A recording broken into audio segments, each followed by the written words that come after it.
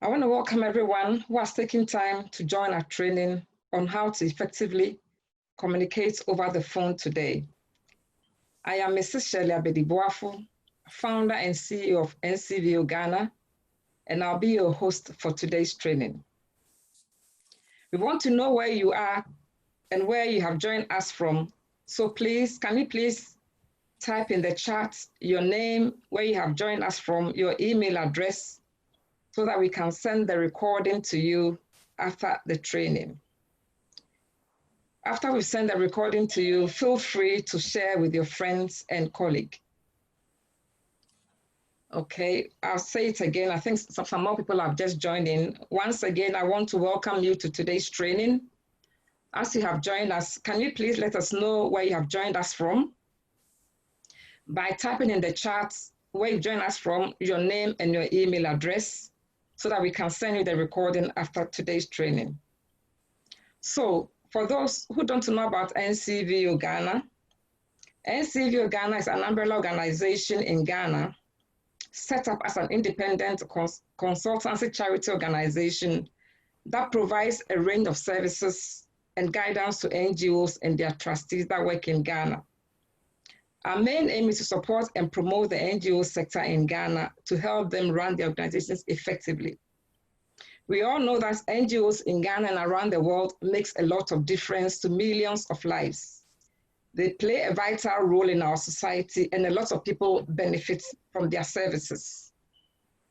So as NGOs plays increasingly important role in our society, it has become critical for them to perform effectively. So that is the reason why it's our mission to support the sector. But because of time, if you want more information, you can visit our website, ncvo-ghana.org. So before we begin the training, I want to go over a few housekeeping items. Can we all ensure that our audios are on mute? After the session, there'll be a question and answers at the end. That will give you an opportunity to ask your questions. So if you want to ask a question, you kindly raise your hand up and then we'll call you. Our next training will be on the 6th of August. The topic is going to be creating an online presence on purpose. So I will send you the invite in your inbox very soon. Once again, we are glad that you have joined us today. But today, I want to introduce our guest trainer. Our guest trainer is Mr. Kofi Boafo, a customer service consultant. And I'm sure at the moment, you'll be all wondering, is Mr. Kofi Boafo Madam Shirley's brother or sister, brother or husband or cousin? Those of you who are not aware, Mr. Kofi Boafo is my husband. So, if I want to introduce him, we are not going to finish today's training. So I'll get Mr. Kofi Boafo to introduce himself. So Mr. Kofi Boafo, the platform is yours and you are welcome. Thank you very much, my wife. Okay. Thank you very much. Let me first and foremost introduce myself. I'm using the notes on my phone. So just in case someone rings, hopefully nobody rings. I've been receiving some text messages to say, we are joining, we are trying to join, we are joining, we are trying to. I hope it doesn't interrupt what I'm doing today. But if it does, just bear with me, we'll just get back on track. So as Auntie Shirley said, I've been married to her for so many years. I've lost count, but that's not why I'm here today. She's in the UK, I'm in Ghana. My name is Kofi Boafo. And what I do in my daytime job is to train organizations to bring them to a place where they appreciate their customers as they should. Because I found out many, many years ago in coming to Ghana and going back and coming to Ghana and going back to the UK, that the Ghanaian community are a very hospitable community. I think our friendliness is legendary. Around the world, people know Ghanaians are cool guys. But I found out that, especially in particular Ghana, because I'm in Ghana, but in Africa in general, we don't really pay particular attention to the attitude between the businessman and the customer. And it's very worrying. Many people have come to try and set up businesses in Africa, but have gone back because of their attitude. Somehow, the longer they stress you, the better they feel. So I decided many years ago to one day come back to Ghana. I have been here a couple of years now. And what I do is I train companies, some very large companies, perhaps all of them large, maybe with the exception of just the one or two, but big companies, into how they should really treat their customers well. But for the purposes of what we are doing here today on this platform is how to effectively communicate over the phone. Now, we all communicate over the phone. We all use it either for business or otherwise. But perhaps at some point, one will want to be involved in a business or a social enterprise like an NGO or what have you. And I think it would come in handy. On the face of it, what is it that is going to be so special about speaking over the phone? It's just hello and goodbye at the end of the day, So one really would be forgiven to be thinking, what are we going to learn today? So I just want us to, I want to put this out there that it's not rocket science. We're not going to learn anything new, as it were. But perhaps we haven't thought about it the way we are supposed to think about it and put it in a package so that we can sell it. So on the flip side, many of us, when we're growing up, either in the UK or especially in Africa, people didn't, if you wanted to go into music, if you wanted to go into football, parents are not going to take it because they thought there's no future in that. Somewhere along the line, that paradigm have shifted. And now if you go into music, they've turned it into a business. And I think in America, in the UK, in elsewhere in Europe, customer service has been turned into a big multi-billion business. And I think we can easily do it in Ghana because, or let me say in Africa, because traditionally we are just, bubbly and nice people. But why can't we turn it into business? It beats the mind. And many times when I train, people go, oh, whoa, we knew it, but we didn't think, we knew it. So I just want to say, for today's purposes, don't expect anything extraordinary.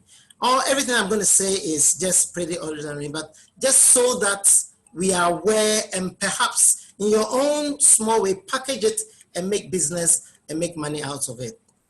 So that's what we are going to do today. So don't expect any, anything that you've never heard before. So let me start by saying we are talking about effectively communicating over the phone. I'll be speaking perhaps for maybe 30 minutes, and then we'll open the platform for people to ask as many questions as possible. Now, I've been described as a consultant or a customer service expert. What that means is you have an idea about the subject. It doesn't mean you know it all. So if you ask me a question and I don't know it, I'll tell you I don't know it. But if I do know, I will give you my best shot. Okay. Now, I hope you agree with me that when you speak to someone over the phone that you've never met before, having now hung up, an impression is created in your mind as to whether the person is a good person to do business with. Perhaps he was a bit arrogant. Perhaps he didn't come across as you expected. You can be very impressed or very disappointed. And so what I want to do in today's training is to, at least, since we know that you hardly get a second chance to make a first impression. Once you've messed up the first one, that's it. So it takes a long time for you to regain it.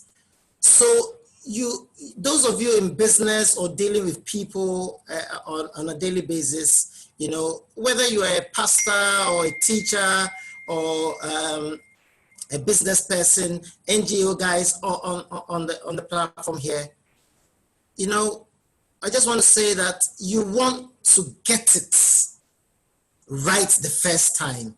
because the person that you're speaking to is going to be probably a potential donor, somebody who can help and assist your work to make your work easy.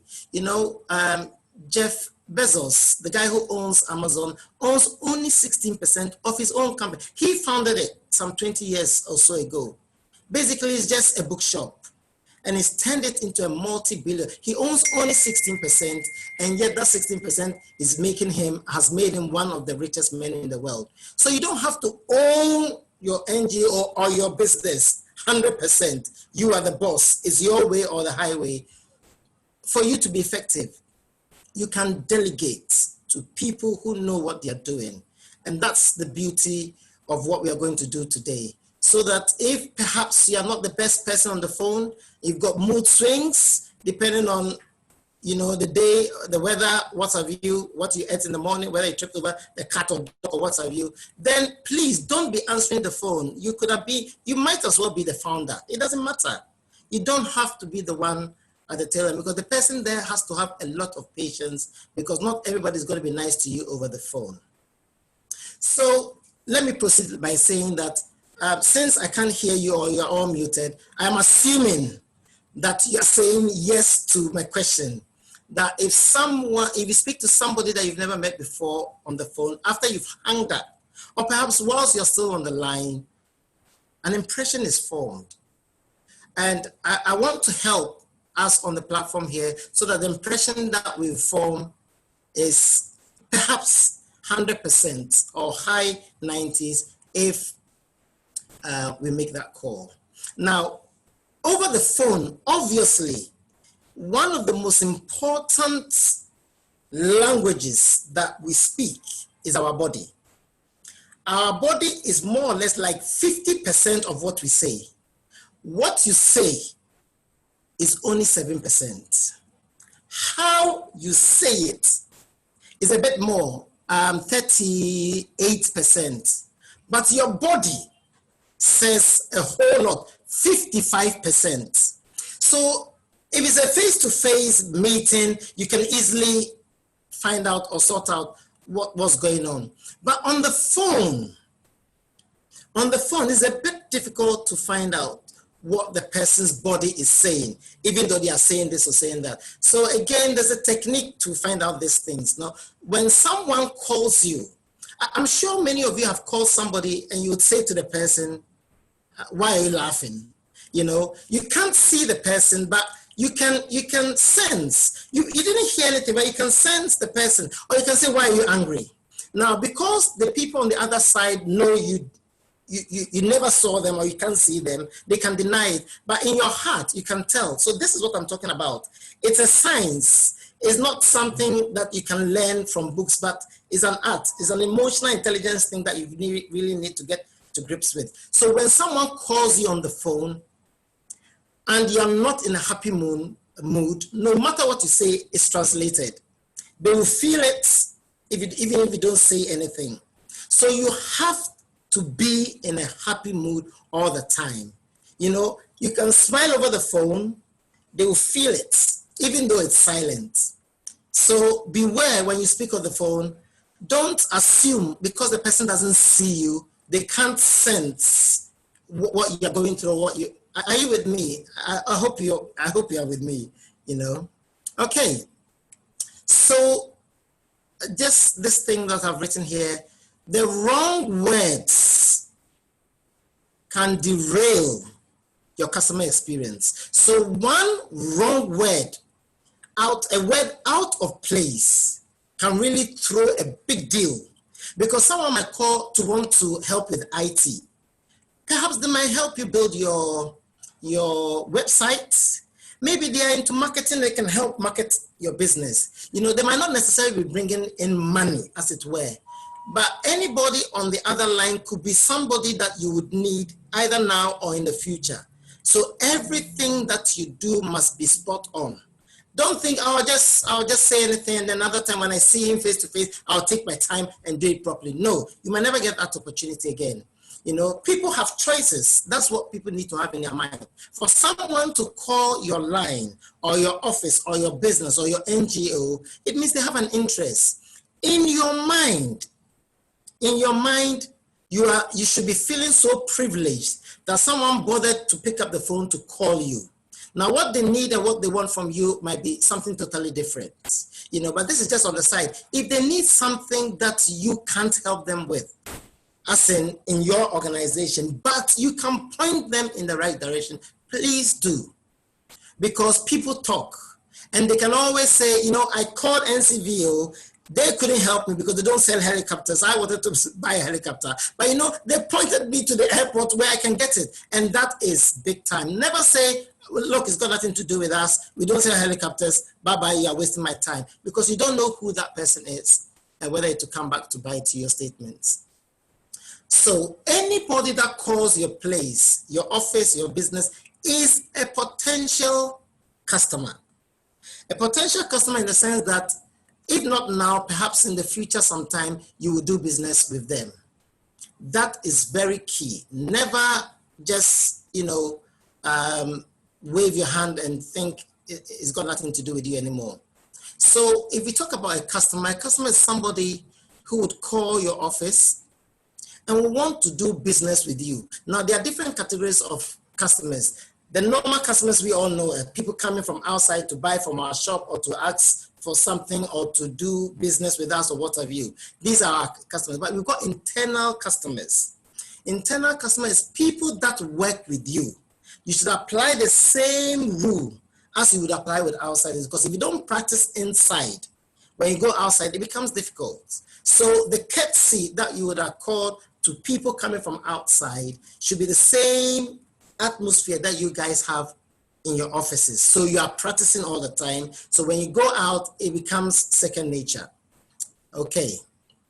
So let's skip over all that and go to, so then what would you classify or define customer services? This is a very funny one, because wherever I go, when I say people should, can you define customer service, for example, I would say, and then they'll say, okay, it is the psychology of the this and the that, and the long-winded, intellectual. And I've always come back and said, you don't have to think too far, because look, we're looking at customer and service. So what is customer service? If you flip it around, it's just serving the customer, and they've turned it around. So if you are serving a customer, then you are providing a service to your customer. You are in the customer service business. I've seen many companies and organizations, especially banks, where they have customer service department. That's totally wrong, totally out of place, because it shouldn't be a department. It should be everybody. Because when I walk into a supermarket or I drive into a bank or into an NGO and you have a security man at the gate and the guy is rude to me, it will still stick with me. And that's the feeling I'm going to get. And by the time I get to the CEO, I'm already angry. I'm already, not happy. And perhaps I can turn around or something can change in what I wanted to do for it, because the guy at the front there is not trained. So everybody is part of your company. When we come from outside into Ncvo, is that correct? Is it NC, National Consortium for Voluntary, Ncvo? When I come in there, it's not Auntie Shelley I want to meet all the time. I might want to meet any of the guys. And any of the guys in her organization, if they are rude to me, I'll take it Ncvo. I wouldn't say, well, it's not Shelley, so it's got nothing to do. No. Everybody who is associated with your company, whether the person is a butler, the person is a security personnel, the person is a receptionist, or the top guy, or around in the board room or whatever, it doesn't matter. Even the gardener, if he's silly enough to be spraying some water on flowers and sprays it over your nice suit, you're going to be very angry, and you are associated with the company. For us, anybody we see in there is Ncvo. So it's important that people train everybody, not just the top guys who go out to do marketing and the rest, everybody from top to bottom, because anybody can mess it up if we don't get it right. Okay, so customer service is serving the customer, but it's too simplistic to say serving the customer, because we have many unsatisfied people who have been to a service, to a business and have not been served well, or been served and are not happy. So the customer service we are talking about, yes, we'll come to the phone, don't worry, let me just lay this foundation. The customer service I'm talking about is not just serving somebody, that is fairly straightforward, but serving the person in such a way that the person leaves your business very happy, the person leaves comfortable, the person leaves with their needs met and their expectations met. And if they had any issues or any problems, those two have been met. So customer service is not just serving a customer, here, next, here, next, here, next. No, it's making sure that the customer is satisfied. And satisfied means that when they came in there, everything that they needed and expected, they got. And if there was a problem that arose, it was handled in the way it should have been handled. And they leave comfortable, knowing that they are going to now sell your business. So it's not just serving the customer, but having all these things in mind. Please, these things are very important. There's another word that I want to now get up before I get into the telephone itself, is customer experience. I'm laying this foundation because at times I might use it. And you'll see as we go on, never use a jargon. Never say we are Ncvo. What does that mean? It doesn't mean anything to anybody. Only to you guys who are in there or people associated with you. So never use a jargon and expect the person to know. Anytime you deal with somebody and the person has to be asking questions, it means you're not doing a good job at all. Because you should be able to craft your sentences and your messages and whatever you're communicating, even over the phone, in a way that the person gets it first time. Now, if they're asking a question, it's just a follow-up question, but not an inquiry, because an inquiry means that you didn't do a good job the first time. That's how you have to think when you are dealing with your customers. Now, let's go to customer experience. What would you describe as a customer experience? A customer's experience is customer service with hospitality. So let's just say I sit in a taxi. He's giving me a service. He's taking me from A to B. Let's say it's an Uber. So that's the service. Now the experience will be, here's a newspaper. I've got Wi-Fi in here. Do you want to connect? All free. I've got a little can of Coke or Pepsi, or I've got a drink of water. Do you want? This is not what you're expecting. So it's a kindness that is an add-on to what they are paid for. That is the service. Anytime you do anything of that sort, so for example, someone comes into your business, they're leaving, it is raining.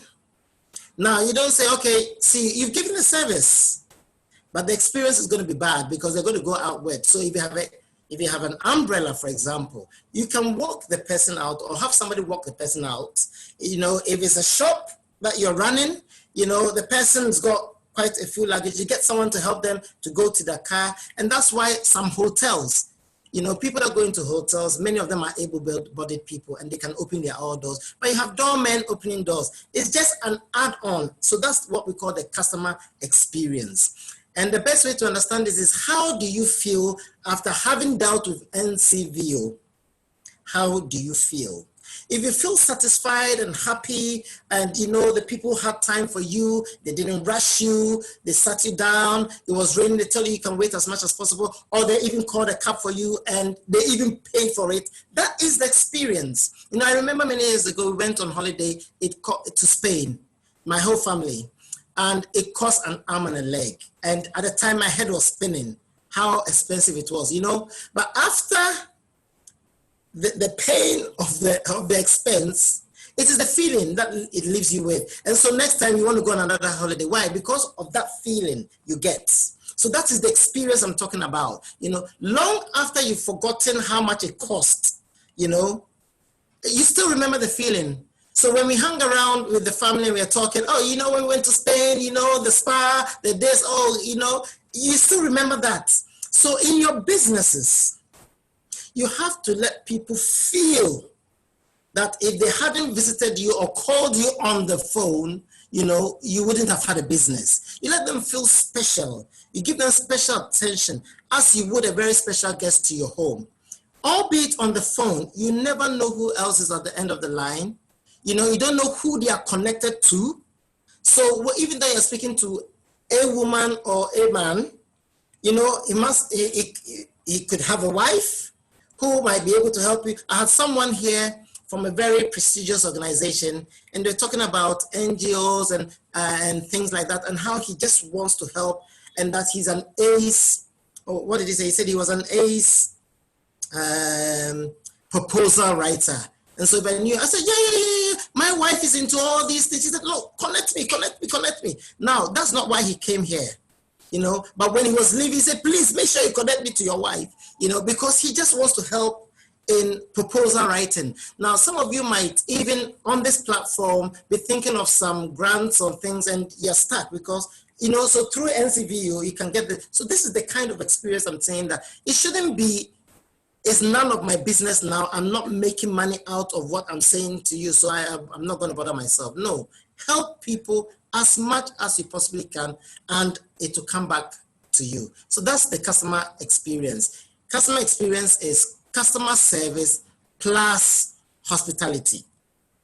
Okay, so that's my foundation. So let's take the next 20 minutes or so and talk about telephone do's and don'ts and a little bits and pieces here. Perhaps it will jog our memories, and if nothing at all, it will draw our attention onto the little things that perhaps we have forgotten, stopped doing, and then perhaps it will help us do it again. So number one, don't do this. You know those adverts when they do it and they say, don't try this at home. This is similar. Don't try it even once.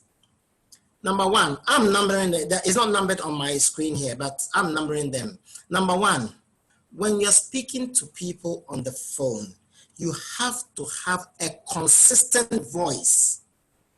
Don't shout, and don't speak too loudly as if the person is deaf, but just loud enough, moderate enough to be comfortable on the ear, and keep that right through.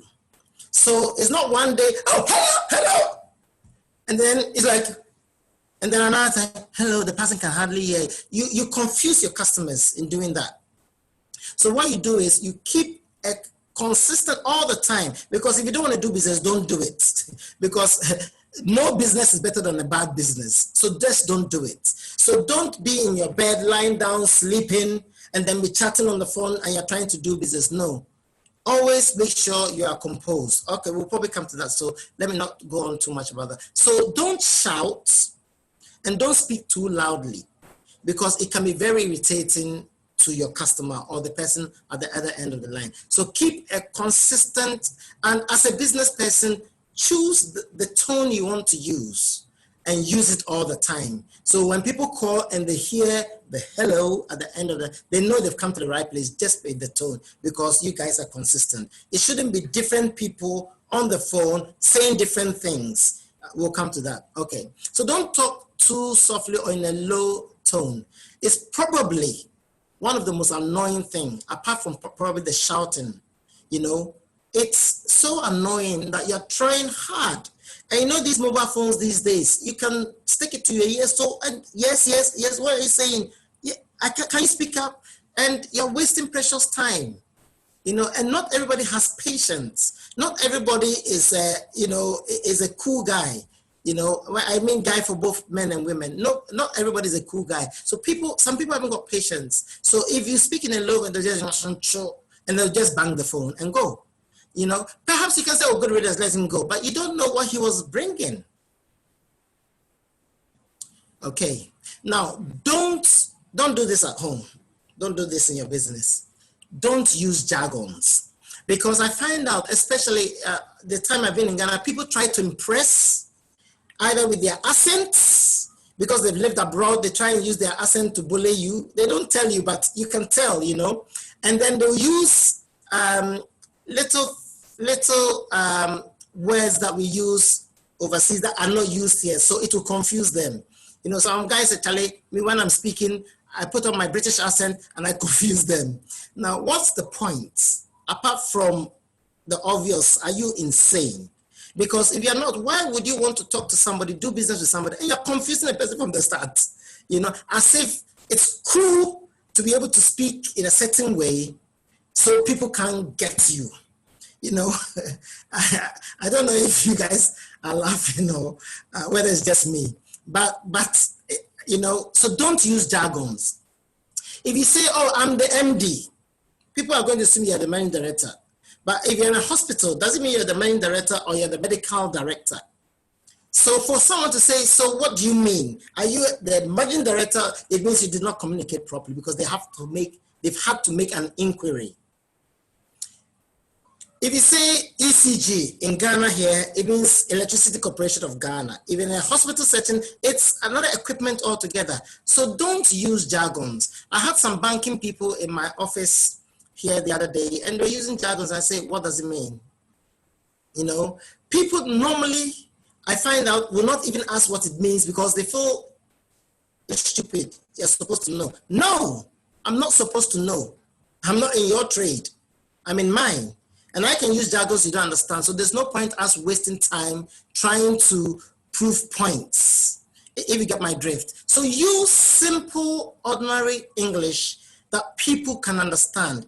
If it means you have to break it down into even vernacular, in a way that people can understand, at the end of the day, you are getting a message across.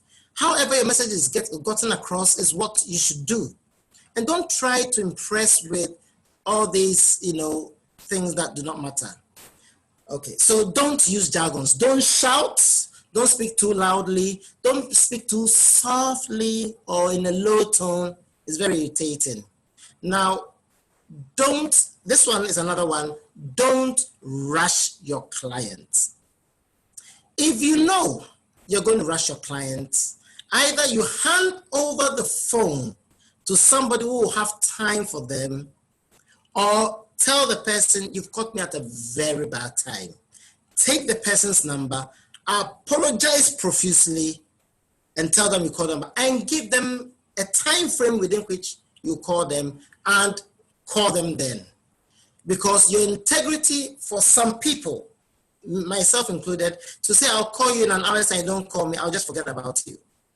So it's very important that you don't rush your clients. Because at times I found that, again, more so in Africa here, that people want to seem to be very busy. And so they can be even on the phone whilst they're talking to you. That is a no, never, never, never. Don't even try it. Because you are saying, okay, we'll probably get to that. So don't rush your client. Have time. Now, depending on how busy you are, you can set yourself a limit. You know, 5 minutes, 10 minutes, but spend that 10 minutes with that person. You know, now, the person that I know does this very well is President Obama. It doesn't matter how busy, you know, as a president, American president, obviously he's busy. When he's speaking to you, he's giving you the eye contact, he's nodding, and he's listening to you. He blares out everything. It's an art. If you can do it, it will be wonderful. Try and, someone has called me and I've gone off, sorry. So try, please, try and be focused on one person. Don't try and look hip, you know, with you on the phone, you know, perhaps maybe another phone. Most people have 2 mobile phones and talking to somebody else. Please, I'm coming, just a minute. And then you're talking, no, it's madness. Don't do that. If you haven't got time for the person, let the person know you haven't got time for them. Don't pretend you want to see the person when you haven't got the time for the person. And because half the time what they'll be saying, you won't get it. And then you say, pardon me, what did you say? You know, please, you know, we don't do that. Okay, now, don't say I'm on the phone so I can do whatever I want. If your posture is not right, the person will hear it. What do I mean? Haven't you spoken to people in Val, Charlie, are you asleep? And the person says, oh, no, I'm not asleep. I say, well, are you lying down? Because if you're lying down, your voice sounds some way. If you are standing, it sounds some way. If you are sitting, so if the president were to call you, it doesn't doesn't matter if you're in your PJs on your bed, you will jump up and stand because it's like, you know, it's the president, you know. So in a way, everybody that calls you is a special guest. You have to treat them with respect. And if you don't pick up the phone is one thing, that is another thing. But if you pick up the phone, you have to do justice and you have to treat them with respect. So that's very important. So don't eat. It's so annoying. You're talking to people and they're eating. Now, because they're on the other side of the phone, perhaps they feel you can't hear it or it doesn't matter. It does matter because we are the other side, we hear and we feel. And I feel, you know, you shouldn't have picked up the phone because you're having your dinner, you can't speak. Eating and talking at the same time is not right. You can choke on whatever you're eating. So don't chew gum because your mouth is busy doing something else whilst you're speaking and you can tell. Don't eat don't drink unless you say, excuse me, and then you take your sip and then you come back to it. That's okay. But don't be drinking all the time because then it means you're doing something else. So don't chew gum, don't smoke. If you smoke, don't smoke whilst you're talking because it comes out on the phone that you're not a serious person. Another thing that you shouldn't do, and we'll talk a little bit about it when we get a bit further down, is put people on hold without telling them. And you put them on hold for more than a minute. Don't do that. You know, we'll talk about it a little bit. If you're going to put someone on hold, announce it first. But it shouldn't be, I'm putting you on hold. That's a statement that I'm going to do it anyway. You should ask, you know, are you okay to hold? And then give them a time frame for a minute or two. And then for heaven's sake, put them on hold, mute it. Nobody wants to hear your personal business. You know, you go to banks and to other places and they're talking about their families and their business and you're a customer. They don't know who you are, whether you're an armed robber, you are, you know, a murderer, you are there for information. They don't know. And they're talking about their personal business. It's a no. You can't be talking about it in front of a customer. So mute it and then have your conversation and come back. If you're going to stay longer, I think I'll probably go into a little bit more detail. If you're going to stay a little bit longer than the 1 minute, come back to the person and say, I'm afraid it's going to take a little bit longer. Are you still able to hold on? You know, and then if they say no, then you take a message, you take a phone number, and you do as you say, you call them back at the time that you said you call them. So don't keep them on for a long time like that. Another thing you shouldn't do, as I'm saying all this, I'm sure you already know. So let me just go through so our minds, we capture this. Don't hang up first. Because when someone has called Ncvo-Ghana and they are making inquiries and they finished and you said your goodbyes and whatever, you know, and I'm sure many of you have done it. Let me just digress. I'm sure many of you have done it. You know, you finish and you say, hello. You just remembered something at the very last minute and then it goes dead at the other end and you're going, okay, perhaps I'm going to call back. Another expense, another time wasting, or I'll call later on and they don't bother. But perhaps that was a very important message that they should have passed on to you. So never hang up until you hear the click, the hanging up of your customer before you hang up. So never hang up first. Okay? Okay. Now, I think I've mentioned this in passing. Don't do this. Talking on the phone to somebody and talking to somebody else. And the person is answering. The person is answering and say, oh no, sorry, I wasn't talking, I was talking to somebody else. I mean, don't. I mean, this one, you can fire somebody for that. If you're on the phone with a person, you are with that person. Anybody that comes into your office, you know, use hand signals to say, I see you, your head to nod, I say, I see you. You can point to a seat and say, see, sit for, you can say a minute or two, depending on how long you're going to be. So the person coming in knows you've acknowledged them, and then stay focused on the person who's on the other line. You know, you will believe what I'm going to say. I was going to say you won't believe this, but do you know you get to a teller in the bank. I don't do that anymore. I've now told them, you have to come to me, and they come. I don't go and queue anymore. But when I first came, I'll go to the bank and I'll queue. You know, after queuing for a long time, you know, at times you wonder, you know, you're looking around and hey, next, as if to say, do you want to come? I'm saying, I've been here for 30 minutes and you haven't said anything. Now you're calling me as if it's my fault that I'm wasting your time. And you get there and they're counting your money out for you. And then they get a private call. You know it's private because of the way they're speaking. It's not yes sir, yes ma'am. It's saying, you know, oh yeah. And we say, we can no. And you're thinking, and I'm waiting. Can you imagine? You know, if I was the boss, I would fire you on the spot because you don't know why you are there. You forget that you are there because of me. I pay your wages. You don't even know it. You know, so don't be talking to people whilst you're on the phone. Shush everybody. If someone comes in, badges in, you know, and says, Auntie Shani, just do this. I'm on the phone. You're talking. You're busy. When you finish, you can have all the chat you want to. So please don't be talking to more than one person at the same time.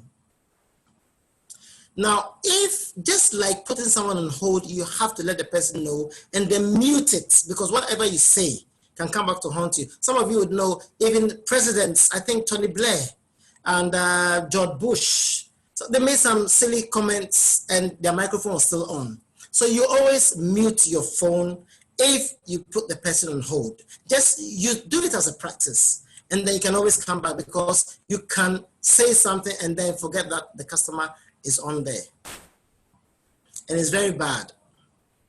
Another thing you shouldn't do is put somebody, especially a customer, on speakerphone without informing them. Because they might think they're speaking to you into your ear. But there could be 10 other guys in the room and they are hearing everything, you know. And at times, the very bad thing about it is that as people are hearing, they are giving you comments and they are answering for you. No, tell them you haven't got this. And yeah. So if you're going to put it on speaker, let the person know, you know what? Are you okay if I put it on speaker? If there are people in the room, you have to let them know. You have to let them know that there are other people there. You don't have to mention their names or tell them how many people, but you just have to say there are other people here. Are you okay if I put it on speakerphone? Because my phone is faulty or bad or whatever. They might say, oh yeah, no problem. That's okay. But don't put it on speakerphone without them knowing because that's not right. Don't record anybody without first telling them. It is against data protection and some other things. If you're going to record, you have to let the person know that you're recording. Only the police, you know, Scotland Yard, the FBI, they have special powers. Even that, they need special authority from a judge to tap somebody's phone. You just can't do it for the heck of it. So, yeah. And never discuss anything private in front of customers. Never. If a customer is in your office and you need to pick up a phone and it's your wife, then you tell your wife or your husband or your buddy that, you know, can I call you back? You know, I mean, if it's life and death and the situation is you have to, either you get out of the office, you know, or if it's convenient or it won't cause a problem, then you can ask the person on the other side of the phone to hold on because you got another phone or what have you. But never, ever pick up a phone, you haven't muted the other one, you haven't informed them, and you're chatting to your wife. Don't do that. Okay. For every organization, there is one most important person above everybody else. And in my meetings, when I've said this, they've said, I mean, I'm talking of big people in Ghana here. They've said, oh, the MD, the CEO, the president, this and that, this and that. And I've always come back and said, no, it's the customer. The customer is the most important person, because whether you are a social enterprise, an NGO, a business, or what have you, you wouldn't have the idea. The thought wouldn't cross your mind if you didn't have a particular group of people or a particular person in mind. So you didn't set up because you wanted to set up, but you set up because you wanted to help people. And if in the process of helping people, especially in the area of business, you make money out of it, then it's a win-win situation, if you get my drift, because you're helping people and that's what you want to do. But you're also making money out of it. So it's a win-win situation. Now, NGOs, people in NGOs, if you go in for business, you'll be sorely disappointed. Go in to do what your heart tells you to do. And in a way, at some point, some money can come in. But the motivation should never be money. So businesses are set up because you want to help people. If you're going to sell kenke, you can't sell kenke. You can do the kenke, do everything in the pan as they do it here, and keep it in your house. No, you take it out to where people are to serve them. So all of us on this platform, we are in the serving business one way or the other. And for that, you have to have the customer as your focus. That's why my company is called Customer Focus, because focus means everything else is blurred out. You are concentrating on the customer. Another point I also do as a quiz in my meetings is that apart from the most important person, who interviewed you for the job you've got, the answer is the customer. Who hired you, the answer is the customer. Who can fire you, the answer is the customer. Who pays your wages, the answer is the customer. Why? Because if the customers are not there, your business will collapse. They are the lifeblood of your business. So if you don't concentrate, and as customers are coming in, you're hiring more people. So yes, you did the interview one-on-one, but you did it on behalf of the customers that are coming in, if you can get my drift. So the more customers you're getting, the more people you're hiring. So the customers are the ones that are indirectly hiring you. If you get any money in your pocket, it's because the customers are paying for the services you're providing. And so in a way, the customers are the ones that pay you. If you don't get this, and you shout and scream, our customers treat them anyhow, and make it look like I've got this to sell and I've got this service to provide. I am Ncvo-Ghana and I take it or leave it. Then you are seeing it in a very wrong way. You are there to serve, and that should be your overriding mindset. If not, then you will have problems. Okay, now to the phone call itself. We've looked at do's and don'ts and bits and pieces. To the phone calls, people don't do this. This is the technical bit now. And I'm sure my PA is on there somewhere, Miriam. Afterwards, we're going to, if you leave your email on the chat section, I'll send you the notes, the soft copies. So you don't need to be writing or worry yourself about whether you can remember these things. I'll just send it to Ncvo-Ghana, Auntie Shelley in London, and then she will send it to you guys. So just leave your emails, and then in the question time, we can do, if you want to ask me personal questions, then I can be there for you. So now, this is the proper training. Listen, if you're in business, don't do things haphazardly, or don't do it.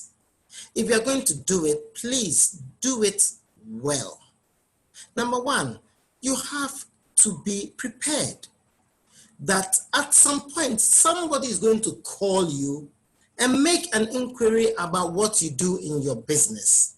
So for example, Ncvo-Ghana should be prepared for people saying, what do you do? For example, and Auntie Shelley and her team should have it. When I say Auntie Shelley and her team, it's not Auntie Shelley alone that should have this. It should be written out and handed over to anybody that could be asked the same question. Because again, as customers, we take it that everybody in the company is the company and should know what's happening. They shouldn't be able to tell me, I don't know. That's another forbidden word when you're doing in customer service. You can't say, I don't know. You always say, I'm not 100% sure, but let me get somebody, and go and get somebody who can. But never leave the person and say, I don't know, and then walk off. Okay, so Auntie Shirley and all of you guys should be prepared. Have it written down if need be. Hand it out to your guys so that what Auntie Shirley says is what all her guys too will say if they are asked the same question. What do you do in NCVO? You know, it shouldn't be different answers and someone said, oh, I spoke to someone the other day, I thought they said this, and you know, so be prepared for calls that will come in. If someone calls in and you're prepared, that's when you can keep your tone and your language consistent. If someone calls you and you're not prepared, you're flustered, and then that's when your tone can go up and down and you can shout and because you're confused yourself. You know, so that's number one. Be prepared of what are the likely questions people might call in, inquiries people might call in to make. That's one. Number two, be expecting a call. Anybody can call you at any time, or unless you have your office hours. If you have your office hours, within those times, anybody at all can call. And so be expecting the call. So by that, I mean, don't let the phone ring more than 3 times. If it rings once, I would say perhaps don't pick it up once, because if it rings once in a business and it's picked up, I'm not saying it's wrong or it's bad, but it sounds like you've got nothing to do and it's just sitting by the phone. It sounds a bit desperate, you know, because at times it doesn't ring on the other side, but it's rang here. So the person is not even ready because the person is expecting it to ring at least once or twice. And it hasn't rang over there. The next thing, hello, you're already on the phone. So let it ring once, let it ring twice. Between 2 and 3, pick up, because then it means you are ready for business. When you get to 4, 5, it's like there's nobody home. It's like these people are not serious. These people are not focused. Perhaps they haven't got, perhaps it's a one-man operation. You know, the MD or the founder is the secretary, is the receptionist and everything. And so he or she is doing 1,000 things and they haven't got the time to pick up the phone. So don't let it ring too long, because that also gives another impression. Even though it might be picked up later, once it's picked up, it's like, why did it take this long? You know, so you should be ready, expecting the call. Okay. Now, as I was saying before, sit up or stand if it's going to open up your windpipe for your voice to be projected properly. But don't be slouched down in your settee, unless you're talking to your friend, or lying down on the bed or something, because that would permeate through to the other side, and that is not good business. So bear that in mind. Also, as part of the preparation, have a pen and paper handy, because when people call in, you know, you have to know who is calling in. And perhaps we'll touch on that a little bit, you know, in about 5 minutes or so, we'll touch on that, how to take messages. So that is also important. Make sure you've taken the person's name, the time that they called in, who they want to speak to, why they called, and all that. So you are logging these things, you know. And another trick is that once you've gotten the person's name, use the person's name as often as is practicable. When you use it all the time, it becomes too much. But every now and again, you know, you can say, no, okay, so I'm Kofi. This is what you're saying, and that it brings the person. You know, when we are screaming at our kids, you know, to stop something, and you really want to emphasize, you mention your child's name, they know you are serious. When you mention someone's name, there's something about it that brings people's attention to, let me listen, you know, because names have been mentioned. And so it's a very important way to touch base and also to help with the rapport. So get the person's name and start using the name. Now, if it's an awkward name, that means a name that is not familiar to you, then ask them to spell it for you and try and ask them if the pronunciation is right. I remember many years ago in uni, they used to call me Kofi. And I kept saying it's Kofi, but they said Kofi. They couldn't pronounce it, you know. I remember when I was doing my master's, they used to call me, my nickname was Decaf. Why? Because they were calling me Coffee. And I kept saying, I'm not Coffee, I'm Kofi. But they couldn't get it. So what I'm trying to say is that don't don't get somebody's name wrong and keep repeating, because that's very annoying. So try and get it well, correct. Ask them to spell it if need be, and then ask them if the pronunciation is as near as you possibly can, because depending on where you're from, at times you won't get it correct, exactly how it's done. And then use the name as often as you possibly can. Okay, so you've got your notebook and everything, and then as the call comes in, you must have a signature greeting, you know. So it's hi or hello, good morning. You know, good morning starts from 5 a.m. to 11:59 a.m. As soon as it's 12, it's midday. So all that time from 5 a.m. you can answer good morning. You can have it on a placard or a piece of card or in a book, and you can read it out because it's on the phone. We're talking about telephone conversation now. So you can read it out and take your time. Even if you're a stutterer, don't try and rush all the words in one go, but that's what makes people stutter. You know, taking deep breaths, slow everything down, and speak in a very consistent way. And even as a stutterer, it will come out okay. I mean, to come out the best way you possibly can get it out. So make sure you have a greeting that is consistent. It shouldn't be, hi, what's up? You know, one day, another day, who is this on the phone? You know, and all that. It should be consistent. So have all of you guys have a consistent thing that you read out. After a while, it becomes second nature. So hi, or hello, good morning. You've come through to Ncvo-Ghana, Shelley speaking. Always introduce your company so they know they've come through the right place before you introduce yourself. Now, it's not wrong, it's not a mistake to mention your name first or introduce yourself first, but you don't want to introduce your name to a total stranger who's going to say, turn around and say, I'm sorry, I've got the wrong number, because then you've given them some personal information. So go the other way first. Give them your organization first. Hi, you've come through to Ncvo-Ghana. How can I help you? You know, Shelley speaking. Then at least you've done what you can do. So bear that also in mind. Remember not what you say.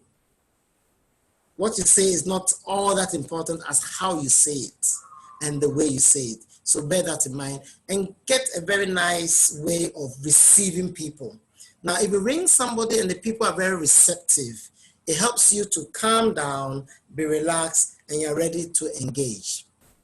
So all this helps with the preparation of your, okay. Now, everybody in your company, if they're going to answer the phone, should be up to the task. So everybody should be trained. Don't let anybody pick up the phone, make a mistake, cause a blunder, and then you come up to claims and say, sorry, it was just a secretary, sorry, it was just, no.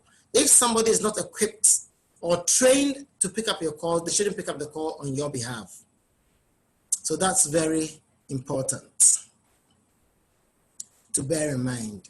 Okay, so you've got all this thing. Now, when you introduce yourself, you can also add your title if it helps, if that's what the way your organization wants to go. So you say, hi, good morning, or good afternoon, good evening, as the case may be. You've come through to Ncvo-Ghana, Shelley speaking. You know, I'm the Shelley speaking, I'm the MD or what have you. If you feel it's important, then add it. If it's not important, then you can skip that and then just speak. Because many a times when people call, they want to talk to the top people, you know, but it's not necessary if they're all trained. If they're all trained, they can all deal with a potential customer when they call in. Okay, so let me quickly move on. Now, when someone calls in, find a very nice way of finding out. Yes, you've got your paper and pen, so you get their name, you write down the time they called, and then ask them in a very clear way why they have called. Now, they will now narrate a story. Some people like stories, and they go round and round and round in circles. So what you need to do is try and keep it as narrow as possible so they don't waste your time. Now, whilst they are doing that, you're taking your pointers. And as you feel appropriate, you now step in, you not cut them off, but once you feel they've completed what they're saying, you now step in and then make sure you repeat to them what you think they have said, just so that you guys will be on the same page. Don't go off and say you have understood without first clearing it with them, because again, they're not with you. So if you're on the phone and they've said something and you've assumed another, you can be answering questions that they haven't asked. And you can be giving them information they don't need, or information you're not, yes, they don't need. And if that's the case, then, you're wasting your time and their time. So go through. So let me get this right. What you're saying is you need this, and you need that, and you need this, and you need that. And once they've said yes, then you go ahead and then you try and help them. Now, if you can't help them for whatever reason, because it's above your pay grade or it's not your section or anything, don't cut them off and say you can't help them. Never say you can't help them. Always say, I'm not 100% sure. Let me get somebody who can help you. Put them on hold and go through the same routine. Tell them you're putting them on hold. Tell them how long you're going to put them on hold. Mute it and then go talk to somebody. If you're talking to the person and it's taking too long, over and above the time that you've said to them, come back to them. I know it's a lot of work. Come back to them and tell them, are you still able to hold? I'll get back to you sooner rather than later. And then put them on mute again and then go back and then tell them what the issue is, and then you take it from there. Now, perhaps you might need to transfer a call. Now, if you're transferring a call and it's the same phone, let's say it's your mobile phone that someone has called, and you have to transfer the call, as in transferring the phone, let the person know. Let the person know that, okay, I'm going to hand over the phone or transfer the phone to my colleague. Are you able to hold? You put it on hold, quickly explain what is happening to your colleague. Your colleague will now pick up the phone, but before they do, you now say to them that I've gotten to Shirley, I've gotten my colleague, her name is Shirley, you're going to be speaking to Shirley. I'm going to hand you over. So the person at the other end of the line knows that you are handing over. Don't leave them in the dark and then they hear a voice and then it's like, who are you on the phone? So as you hand them over to Shirley, when Shirley comes, you should brief Shirley who you're speaking to. So let me pick Yvonne. So now I say, Shirley, Yvonne is on the line. So when Shirley picks up the phone, Yvonne is already aware that she's going to speak to somebody, perhaps she's never met before, but it's called Shirley. Shirley too knows she's going to speak to somebody she hasn't spoken to before, called Yvonne. So now when Shirley comes on the line, or the phone is handed over to her, what she should say is going through the greeting, but not saying this is NCVO because it will sound silly. She already knows she's there. But you say, oh, good morning or good afternoon. I'm Shirley, but you are now address the person. I understand I'm speaking to Yvonne. Now, straight away, a rapport will be formed because names have been mentioned. And then Shirley shouldn't now tell her, I understand you need this and this and this and that. No, just she has to now get the lady, Yvonne, to now repeat. So how can I help you? So that just in case, if the person transferring the phone to Shirley got something missing in translation, she can get it firsthand now, if you get my drift. Okay, I'm not feeling anybody, but hopefully you are getting it. Are you? Yes. Okay. I am. All right. Now, thank you very much, Cynthia. Okay. Now, very quickly, and I'll finish soon. When you're speaking to people, make sure you have in mind that you want the people to feel special over the phone.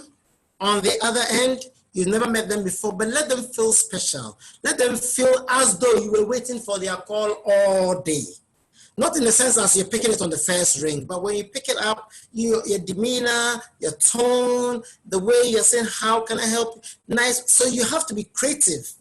And don't keep it one line, hello, how can I help you? Hello, how can I help you? All the time. You know, be creative. You can go into the internet and put in whatever, salutations or nice words to say or what have you, and pick up some things from there and try and be creative in what you do. So this week you're saying, how can I help you? Next week, I'm here to help you. I'm here to help you. So you're changing the narrative just a little bit, but you're meaning the same thing. So just for the record, I'm just going to go through a few things so you have an idea of what I'm saying. So for example, if someone calls in, they're having a conversation and say, okay, let me take care of this for you, for example. So someone has asked a question, I made an inquiry and say, let me take care of this for you. This sounds very reassuring, you know? And if you say to someone, for example, and let me finish with the next 2 points.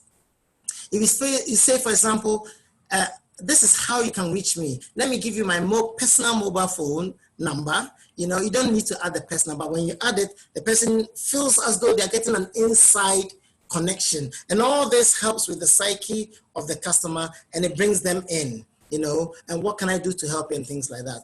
I'm conscious that I've been going on for a bit and I'm halfway through. So perhaps another time, if I'm given the opportunity, I'll come and continue with this. We can do email, we can do face-to-face and everything about customer service. So in the interest of time, let me leave it here.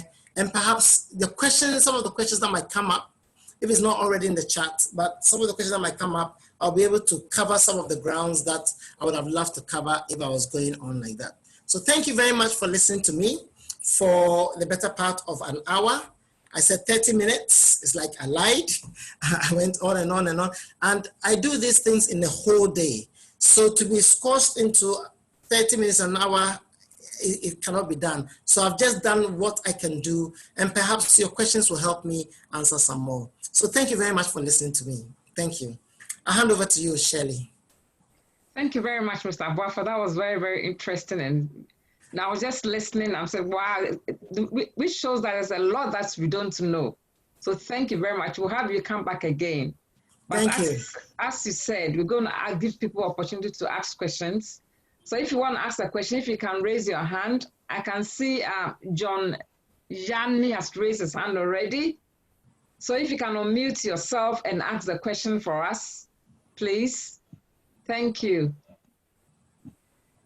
If you can unmute yourself, John. John, we can't hear you, so if you unmute yourself, then that will be helpful. Okay, let me see if I can help you unmute. Auntie Shirley, can't you unmute him?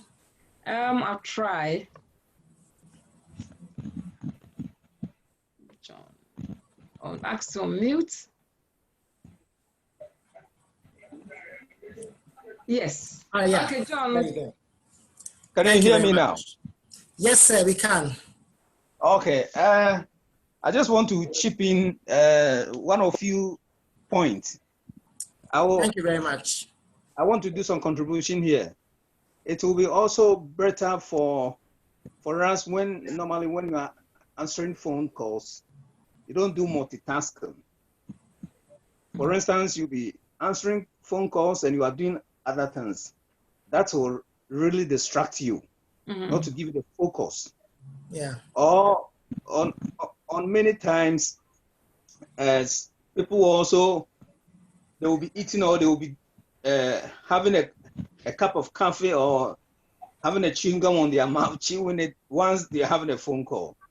That is not the best way to present yourself or answer phone calls once you are, at the middle of doing something. You need to be focused. You need to get notepad or pen and paper and you write down exactly what the client or the customer is about. One thing about customers is that the moment they will, you misinterpret them, they become very upset. So when you are listening, you have to listen carefully. Thank you. Thank you very much, John Yani, a very good friend of mine, a colleague of mine, business partner, and what have you. He's also into customer service. He's very, very good. Thank you very much, sir, for your wonderful contribution. Thank you. Sarah, you can ask your question now. Hi, thanks so much for the talk. It's been really helpful. I just wanted to ask a quick question. So, for example, if you are having a call with somebody that you're supposed to have a call with, and you can tell that their energy is off, and maybe they're a potential funder, how do you navigate that to not respond to their energy and still keep being polite and make it like an open conversation? Okay, when you say energy, what do you mean by that, please? So, for example, if they're not really friendly on the phone, or they're sounding really occupied or really tired to have the conversation.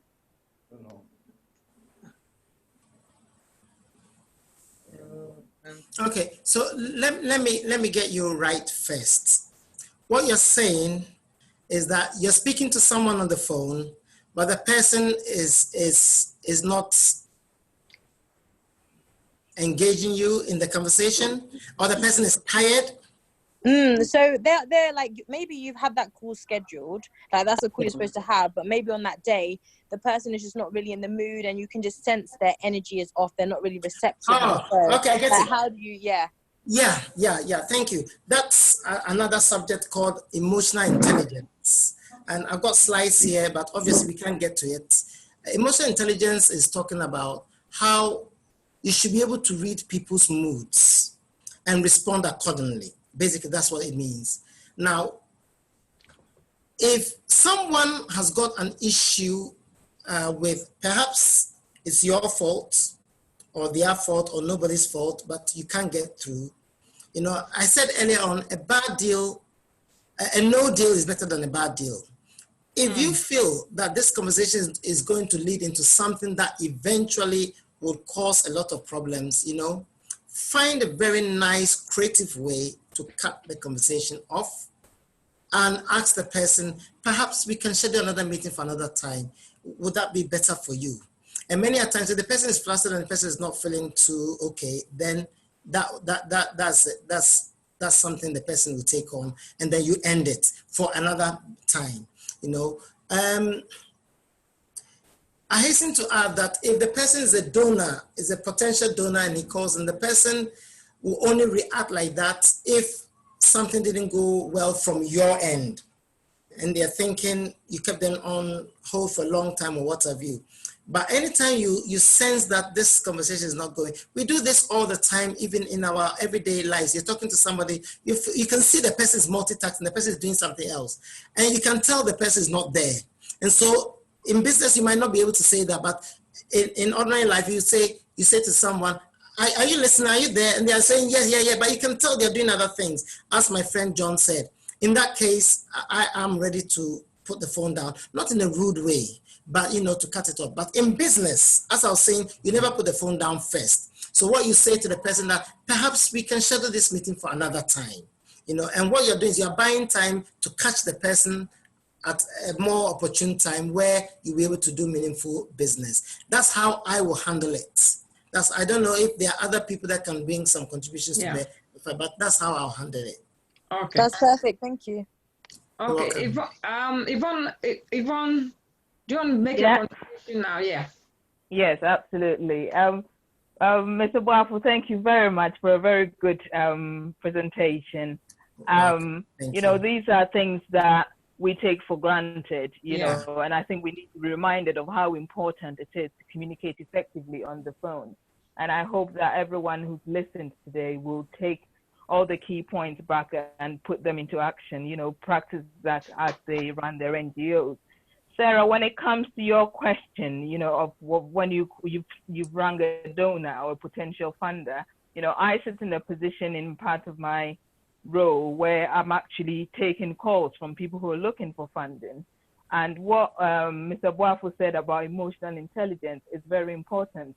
If you feel that the person is a bit off, you know, you could ask, you know, you could say, as you're going on and they're not really giving you the right energy, you could say, would you like me to call you another time, to discuss this further, or shall I send you a proposal?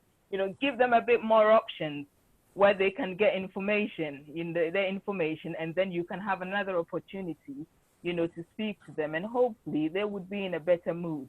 I get that quite often when I'm in the middle of doing things, and then I'll get a phone call and somebody really wants to talk about their project. I am not ready to listen to that. I'm probably dealing with something else. So I would usually, as a funder, I would usually say, I'm afraid it's not a great time. Put some time in the diary or send me your proposal. I'll have a look at it. But some people will not actually tell you. So you need to take that initiative and then make that suggestion. And sometimes that helps. You might get them in a better mood, next time, and hopefully you would get the desired outcome in terms of having that conversation and getting the right outcome. So I hope that helps, Sarah. Oh, that's perfect. Thank you so much. Thank you, Yvonne. You're okay, welcome. Sammy King, do you want to ask your question now? Yes, I wanted to ask about conversations with a client who, let's take it from this angle, a lady who responds to a client and a male client, and he tends to divert the conversation from a business conversation to a more, how do I put it, wanting to divert it to talk to the lady. I mean, personal talks with regards to being interested in the person. How should the lady handle that? Not to lose a customer and also not to deviate from her focus on the business. Hello? Okay, is that to me? Yeah. Yes. Okay, good. All right, this is what I've said in all my trainings where this has come up. I train Melcom group of companies, and the atmosphere can be a bit playing, I mean, in their workplace. And this question has come up, I don't know, God knows, only God knows how many times. And each time I've told them, listen, if the person doesn't know you, they really shouldn't be playing that game with you. Now, you didn't stress whether to see if it's on the phone or not, but let's just pretend it's on the phone, if I get your question. If it's on the phone and someone goes down that line, what you need to do is always stay focused. Now, it's the same as someone saying something that is not relevant to what you are there for. So if you meet somebody or you're speaking to someone on the phone and they are digressing off to something that is not part, you bring them back. You can still do it in a courteous way. You don't need to be angry. You just when they try to go off that way, you come back this way. When they try to go off this way, you come back this way. So for example, you didn't give an example, but for example,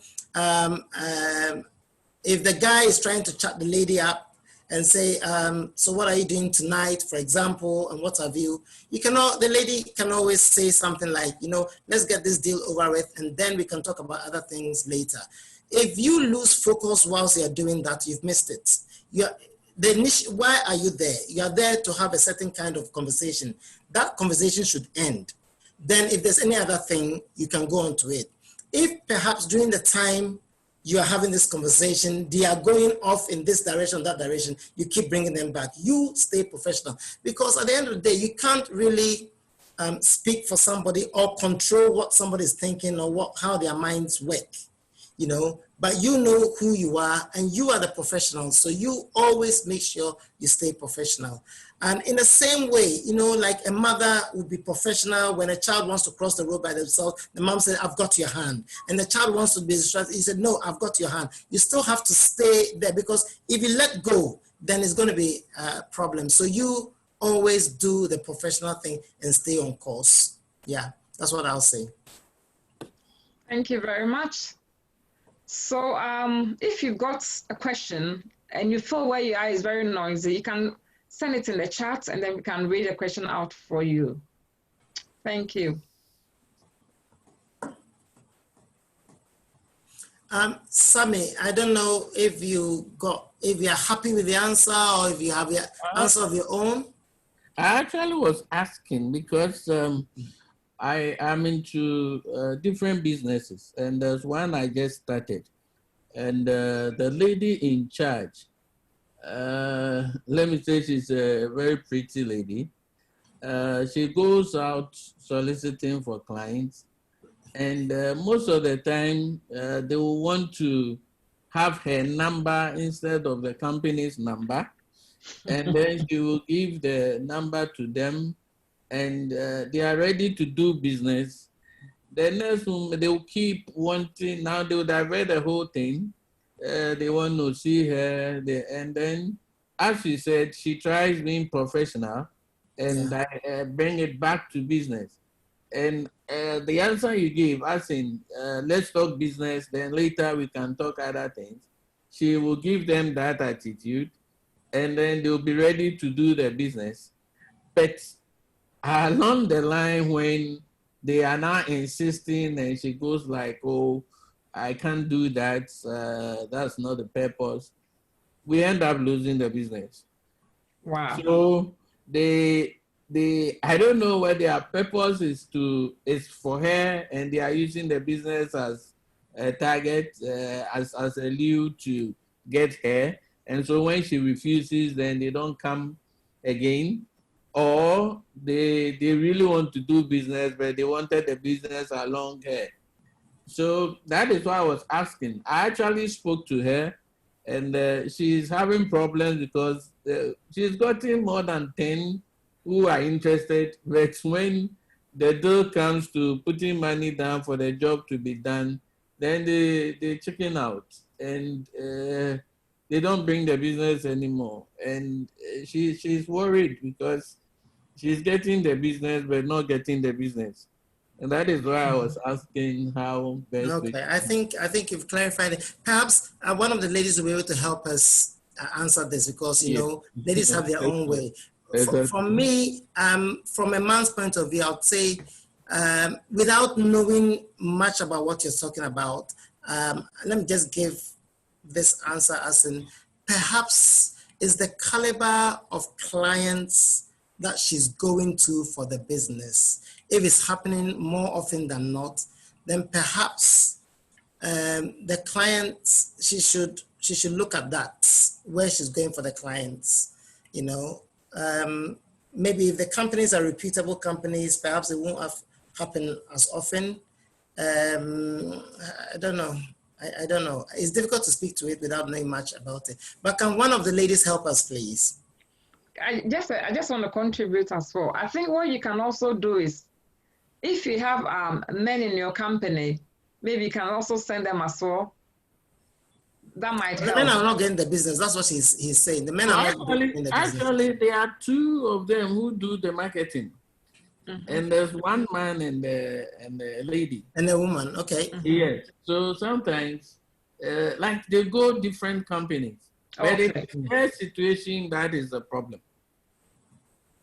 Right. Ladies, Auntie Cynthia, help us. Oh, wow. Auntie Cynthia, are you there? Mr. Boafo, I'm here. Help us. Ghana link, right? Yes. Yeah. It's tricky, you know, but you cannot force someone to give you business if they don't want to, if they have ulterior motives. So I would say that she should just keep it professional. Eventually, she'll find someone who is sincerely interested in the business and not her person. So that, yes. Yeah. Otherwise, if she doesn't stay strong, she'll be compelled to compromise herself. And it won't bring you business in the long run, I'm telling you. Yeah. If she compromises herself, it still will not bring the business. So she should just keep it professional. You will eventually find sincere people who are interested in the business. That's all I can say. Thank you. Thank you. Very good. Very good. I like that. I like that. Thank you very much, That's Sister Cynthia. Okay, Sarah, I can see You're you've raised welcome, your and hand just again. thank you. Sorry, can I just make a quick comment about that? I would just say if maybe Sammy, you could find a way to streamline people that are coming to your business. So maybe you can put a procedure in place to check that people that are coming are actually legit. Maybe before they get to the process of being denied later on, when you just find that they're interested in a lady. And I think definitely check up on your female staff and how she feels, because it can be very demeaning to know that men are continuously groping on you and coming to you and not for genuine reasons. So I think you should also check how she feels and how she feels in the role, and if she wants to continue. Because if you know that every time you're going out, 9 times out of 10 is because the men are interested in you, you're going to start to doubt yourself and your ability as well. So I'd say you definitely need to try and streamline and also check if she's actually okay. okay. Thank you. Well done, Sarah. Okay, John, I can see you've raised your hand as well. Okay, yeah, go on, user. Yeah, thanks for the opportunity. I think that she must be professional in all her ways, as you have said. But basically, I don't know, but the manager might want to look at putting her in a particular role that will not let her find herself in so much of that situation. Is it possible to look at 1 or 2 other personnel who could play that role in a way that will not put them in such a situation, then find new roles for this particular lady?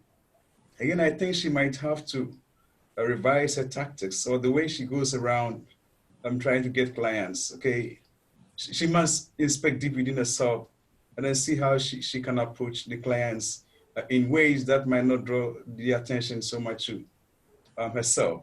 I don't really know the situation, but I think the manager can also investigate further and try to get feedback in terms of the interaction that she has with other clients, so that she can know the real situation on the ground. The manager must be open to the lady and have fair discussions with her. But in the long term, if she won't fit into that role, then the manager could get other persons with kind of personalities that will help to attract businesses without then necessarily having that kind of attraction. Thanks a lot. Thank you. Okay, John, I think, can you unmute yourself? Yeah. John, we can't hear you, so if you could unmute yourself. Okay. Thank I think you. the best way to do this is to, every company has a policies and procedures. Yeah. So first of all, they have to let them to be aware of the company policies and procedures, or, when they are, interacting with customers. I quite remember a colleague of mine was looking for tellers to work in a particular bank. And the guy went to University of Ghana. He picked only fair-colored ladies. He put them in the tellers. After 6 months' time, when they get more customers, they put them back to back office. So what I'm trying to say is that in that case, once they get a business, if they finish their target, if they're supposed to get about 20 people, 30 customers, whatever, as soon as they finish with them, they should just put them at the back office. So that is my suggestion. Thank you. Thank you. Thank you very much. I tend to laugh because that was a strategy. I thought the strategy would be to get her up front there, and we'll win some deals because she could bring that beauty on board. Unfortunately, it turns out that became it's a beginning business. It's a business I just started, so I thought it will help bring more businesses. Then maybe later when things are okay, we can settle down with others to do it. Unfortunately, it's rather turn the other way, and it's becoming a difficulty. But I guess I'm very okay. I understand. I'm okay with the suggestions they've made. All right. If there are no more questions, I think we'll call it a day. So if you haven't put your name, your email address in the chat, can you do so for us so that we can send you the recording? Our next web training is going to be on the 6th of August. And the title is going to be Creating an Online Presence on Purpose. It's going to be on social media. So it's creating an online presence on purpose. So we'll send you the invitation.